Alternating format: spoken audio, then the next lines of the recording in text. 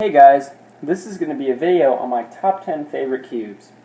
They aren't going to be in any particular order, except for the last one. So I hope you guys enjoy. Let's get started. First on the list is my Fengshi 2x2. It's an excellent cube and it's very fun to solve, and I have all my records on it except my PB single. But this cube is just awesome, and it's fun to just pick up and play around with because it's just excellent. The turning is just phenomenal. It can cut more than 45, no problem. Wow, well, obviously it's having those issues. There we go. Yeah, so that's why I love this cube. And as you can see, it turns well just when I'm doing some algorithms on it. So that's why I like this cube. Next on the list is my 3x3x9 by Whit Eden. This cube is awesome. I love this cube. It has all of my favorite things about a cuboid, and it turns just fantastic for having so many layers.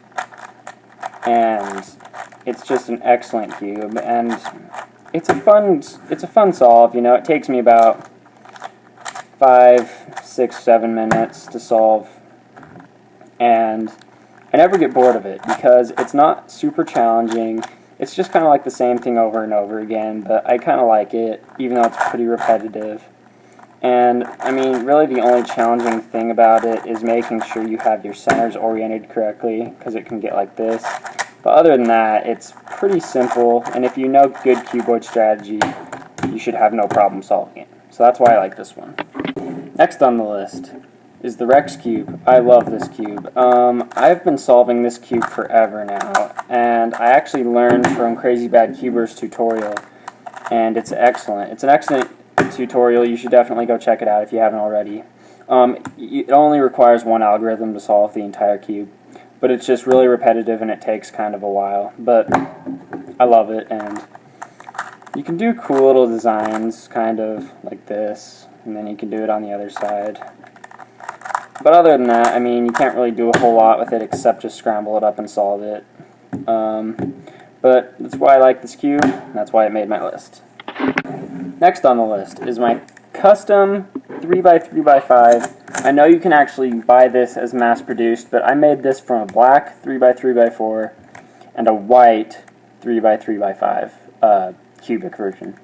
And I love it. It turns great. It's an excellent puzzle to solve, and it's just super fun. And I like that I built it like this because I have more of a sentimental value to it, because I built it myself, and it's super fun to solve. I love shape-shifting cuboids. I love cuboids in general, but this one is easy. It's easy in that it's not super complex. It's not a very complex cuboid at all. It can get parity on occasion, but other than that, you know, it's pretty easy if you know cuboids pretty well.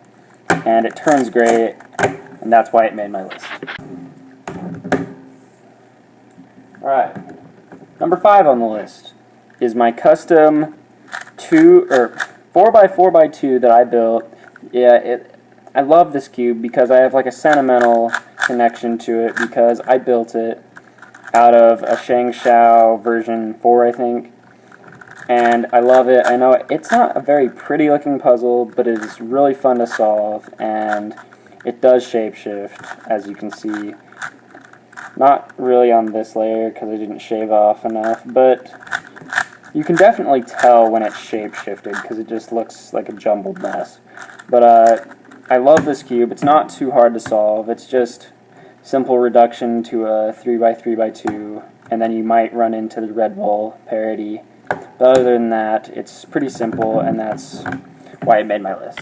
Number 6 on the list is my Crazy Eye 3x3x4. This has always been one of my favorite cubes because I invented my own method of solving it, and it works every single time without fail, and I just love it. And I love the eye cubes. I wish they would mass produce more versions of them higher orders, like kind of like Crazy Bad Cuber's 4x4x5 iCube.